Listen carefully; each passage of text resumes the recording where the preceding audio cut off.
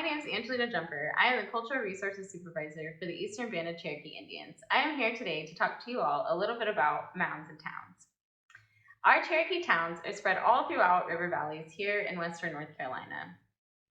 Typically, a town would have anywhere from 20 to 100 houses that existed within its town center.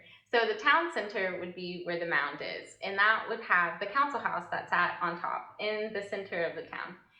Normally, in Cherokee towns, you'd have the mound as the center and all kinds of houses around that made up the town. So the significance around mounds and towns is very, very important, mainly because they served as community centers, churches, council houses, and pretty important decisions were made at council houses. The really important thing I think to note about Cherokee towns is the mounds that existed within those towns actually held the fire to the town.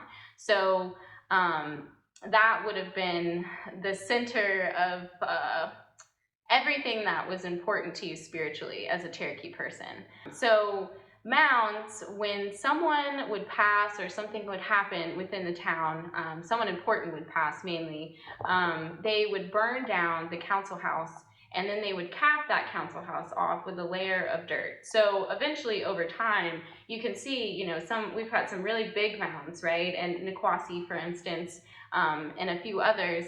And then you've got, smaller mounds like Gadua and, other mounds like Cowie or Watauga that over time have experienced agricultural intervention where, tractors had been dug over them and things of the sort. So they're not nearly as high as they used to be at one point in time, but Niquosi is relatively to scale for what a typical mound size would have looked like back when these mounds and these town centers were active for Cherokee people.